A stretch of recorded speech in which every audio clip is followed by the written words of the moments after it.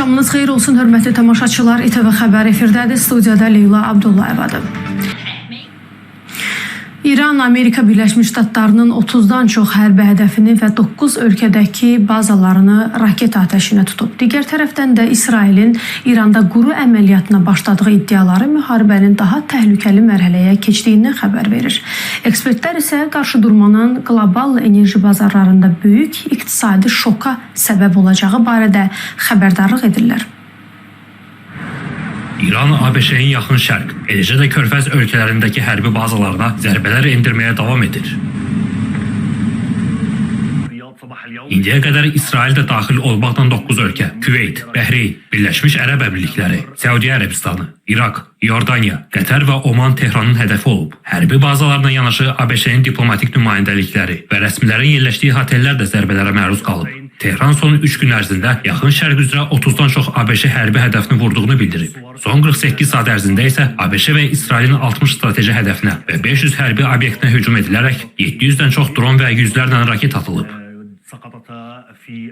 İranın bu addımları atmaqda əsas məqsədi həm özünün müdafiə xarakteri daşıyır, həm də eyni zamanda Amerikaya təzyiq mahiyyəti daşıyır. Və İran bu yolla düşünür ki, ona qarşı hücumların intensivliyini azaldacaq və qarşı tərəf yaxın vaxtda müharibəyə son qoyacaq. Burada müharibənin gedişəti ilə bağlı proses hansı istiqamətə gedəcək, bir müddət davam edəcək.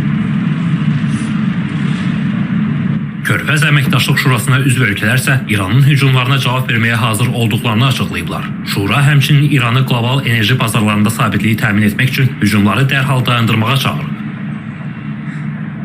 Ekspertlər isə 6 Körfəz ölkəsinin təmkinli davranacağını düşünür. Bunun da əsasında məzhəb amili dayanır. İranın vurduğu ülkelerde Şii nüfusların da yoğunlukta olduğu unutulmamalıdır. Şii nüfus özellikle İran dini liderine bağlılıklarıyla bilinmektedir. Bu nedenledir ki burada topyekün saldırıda Şii nüfusun İran'a karşı bir harekatı desteklemeyecekleri de unutulmamalıdır. Yeni dini lider bir de velayeti fakir ünvanıyla genel bir cihat ilan ederse o zaman Orta Doğu coğrafyası başta olmak üzere kaosa sebep olma ihtimali de hatırdan çıkartılmamalıdır. Səudiyyə Ərəbistanının Al-Arabiyyə televiziya kanalı isə mənbələrə istinadən İsrailin İranda quru əməliyyatına başladığını iddia edib. Lakin Tel Aviv bununla bağlı heç bir şərh verməyib. Bundan əvvəl Birləşmiş Ştatlar prezidenti Donald Trump da zərurət yaranarsa İrana qarşı quru əməliyyatının nəzərdən keçirilə biləcəyini deyib. İranda quru əməliyyatları keçirməsi məsələsi bu biraz mürəkkəb məsələdir. Asan məsələ olmayacaq. Çünki İran daxilində bu proseslər elə bir formada qurulub ki, İran bu məsələyə də hazırdır və İran bu məsələdə proksi qüvvələrindən də istifadə edəcək və müharibə bu formada əgər keçərsə, yəni quru əməliyyatlarına bu müharibənin ömrünü daha da uzadacaq və bu proses daha çox uzun bir dövrü əhatə edəcək.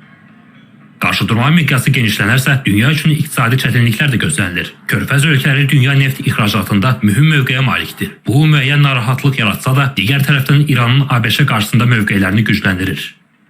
Orta Doğu coğrafyasının dünya petrol ve doğalgaz arz paritesinde %20'ler gibi büyük bir paya sahip olması ve Hürmüz Boğazı'nın kapatılması ihtimaliyle birlikte dünyanın büyük bir enerji krizine ve enerji kriziyle birlikte ekonomik bir krize sebep olma gibi durumlarda düşünülmelidir.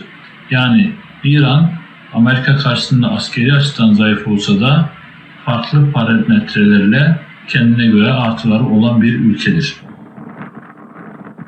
Tərəflər geri addım atmır, diplomatik kanallar isə hələlik nəticə vermir. İranın geniş miqyaslı və ucuz dron hücumları ABŞ və Körfəz regionundakı tərəfdaşlarının hava müdafiə sistemlərinə təzyiq göstərir və sursat ehtiyatlarını sürətlə azaldır. Bunu Bloomberg agentliyi iddia edib. Şahid 136 kimi dronlar ABŞ bazalarda, neft infrastrukturlarına və digər obyektlərə zərbələr endirməkdə davam edir.